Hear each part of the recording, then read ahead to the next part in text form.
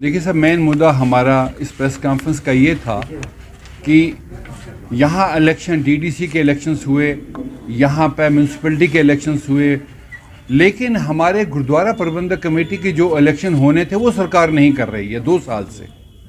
आखिर किस वजह से इसको रोका जा रहा है? और हम लोग ये बार बार इनसे कह रहे हैं कि हमारे गुरुद्वारा अफेयर्स जो हैं, ये गुरुद्वारा एक्ट के तहत जो हैं इनको रूल किया जाता है। उसके सेट रूल जो हैं वो ऑलरेडी गवर्नमेंट के पास हैं।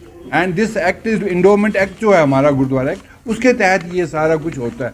पर ऐसा क्यों कर रहे हैं कि वो इलेक्शन क्यों नहीं कर रहे हैं, जिसकी वजह से हमारे गुरुद्वारा की जो लिटिगेशन जो हैं वो बहुत हो रही हैं डिफरेंट डिस्ट्रिक्ट्स में, और एक मिसमैनेजमेंट हो रही है। और हमारी जो सिखों की इसकी प्रॉपर्टी है उसके ऊपर विदिन कुछ ऐसे लोग हैं कम्युनिटी के अंदर और कम्युनिटी से बाहर, both in the province of Jammu and Kashmir, they are trying to grab that very. हमने डिप्टी कमिश्नर से अपील की है कि साहब वो तमाम डिस्ट्रिक्ट के अंदर हमारी प्रॉपर्टी जो है गुरुद्वारों के साथ उसको कंसोलिडेट करें। नंबर 1 मुद्दा ये था। और दूसरी बात हम ये कह रहे हैं कि प्राइम मिनिस्टर नरेंद्र मोदी जी अभी पिछले कुछ दिनों से लगातार सिखों की हिस्ट्री का हिस्टोरिकल रोल जो है देश में उसकी बड़ी तारीफ कर रहे हैं। और हमारा जो कंट्रीब्यूशन रहा पीछे जो हमारा ये कोविड के दौर में, उसकी बड़ी तारीफ कर रहे हैं। और लेकिन जो एक्चुअल डिलीवर करना है उन्हें वो नहीं कर रहे हैं।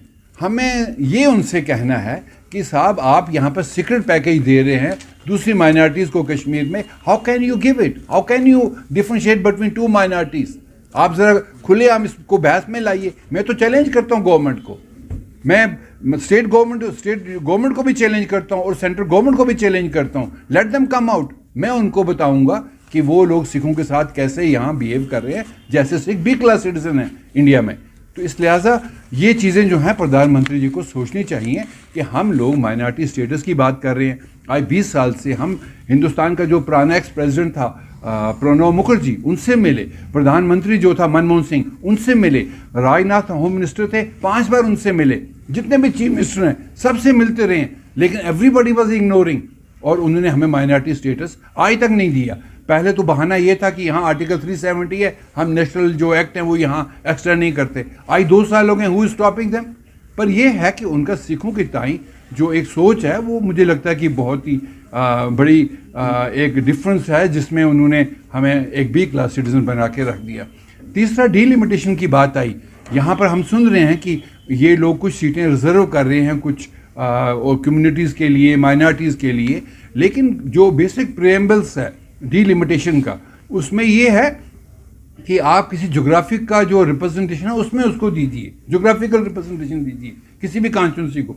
अगर किसी जगह पर कोई भी group, section of society, minority, अगर वो नहीं कॉन्स्टिट्यूट कर सकते अपना सेगमेंट, तो इस कमीशन को उसके लिए रिजर्व कर दिए सीट ताकि उनकी बात हाउस में आ सके। ये तो बेसिक फंडामेंटल्स हैं। लेकिन अगर सरकार एक उस तरह से कार्ड आउट करे एजेंसी कि साहब हमारी सरकार कैसे बने, तो हम इसको काट यहाँ करें वहाँ कट करें, तो ये डीलिमिटेशन कमीशन फिर नहीं समझा जाएगा, ये एक मैन ऑपरेशन समझी जाएगी। उसके बाद हमारे पास पंजाबी ज़बान थी, जब आर्टिकल 370 इन्होंने हटाया तो उसमें हमारी ज़बान जो है वो उसमें ख़त्म हो गई, क्योंकि उसमें इन्होंने जो कॉन्स्टिट्यूशन था J&K का, उसमें इसमें जगह थी। वो अब जब नया कॉन्स्टिट्यूट किया उन्होंने 4 लैंग्वेज फार्मूला किया, उसने पंजाबी को बाहर कर दिया, जबकि पंजाबी ज़बान 200 साल पुरानी ज़बान है हमारे जम्मू कश्मीर में। तो ये सीधे सीधे लगता है कि सिखों के साथ यहाँ जम्मू कश्मीर में एक किस्म की डिस्क्रिमिनेशन की जा रही है।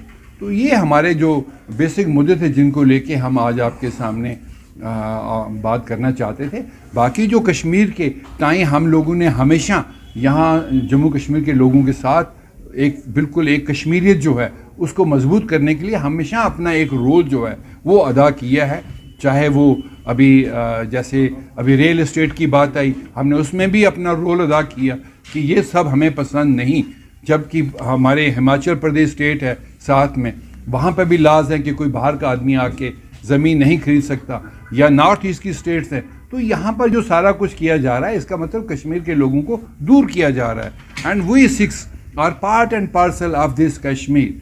हम लोग यहाँ सारे मिल के इकट्ठे होके जो जम्मू कश्मीर के इंटरेस्ट है उसको हमेशा सेफ गार्ड करने की कोशिश करेंगे।